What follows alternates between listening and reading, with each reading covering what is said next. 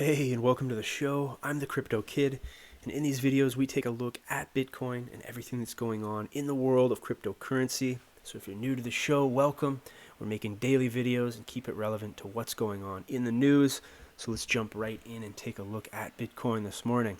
Now, as you can see, we are currently sitting at around $1,300 USD in the BCH blockchain here, and we've come up quite a bit. I should say maybe around $100 gain over the last 12 hours, but we've somewhat stabilized around that $1,300 mark, which we tend to do and have done over the past, I guess, week or so.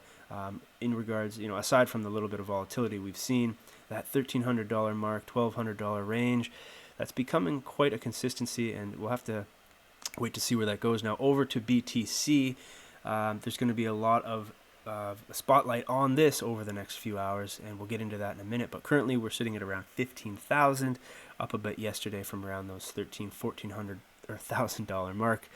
And we will jump over quickly to cryptocurrency to check out what's going on. I'm going to hit that refresh there because it has been sitting here stagnant. But a lot has been coming back into the other coins here because we saw a huge drop in almost all areas across the board here. Currently BTC is up at around 7% gains over the last 24. Not too much is up aside from Litecoin up a little bit there at 4%, and not a heck of a lot of action today. Now the real story and the thing to watch is going to be Bitcoin Futures. Now this article came out over on bitcoin.com, and I'll leave a link in the description box. But basically the news is we're going to be kicking this off at 6 p.m. tonight Eastern time.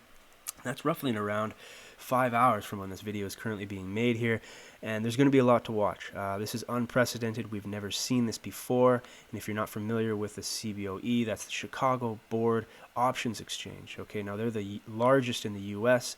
In terms of options providing, and they are going to be trading what's called BTC Futures. Now, they're not trading Bitcoin here. This is not BTC exchanges. This is going through the US dollar. Okay, so all of these trades are based on the USD, and they're going to be bidding on these contracts. Okay, now I think the number is 5,000, so some people are going to have a lot of invested interest in this, but basically they're going to be trading throughout the day from around 9:30 in the morning to around 4:15 p.m.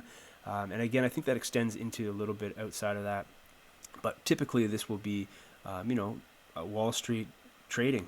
This is the big banks wanting to get involved here, so it's going to be interesting to see how this will not only affect the spot price of trading but the overall volatility of BTC.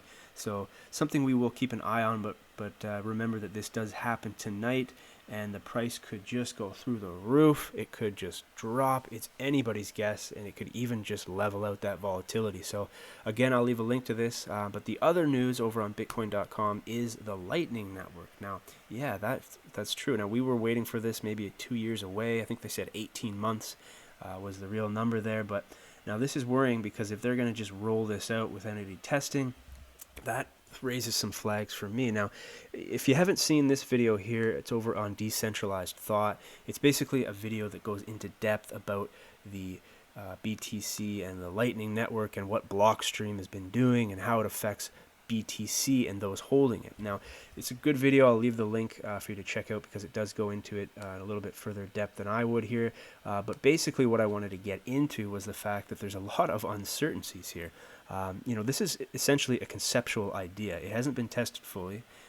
There's no real understanding of how this will affect Bitcoin, but the biggest thing here is we're not talking about the actual Bitcoin chain here. This is something entirely different. So as you know, the BTC chain has gotten completely away from the white paper. It is almost unidentifiable from the Bitcoin itself. I mean, I support Bitcoin Cash as the true Bitcoin because it has all the essential elements that it was created for as an electronic payment system, peer-to-peer cash system, I should say. Now this is working off-chain. This is untested.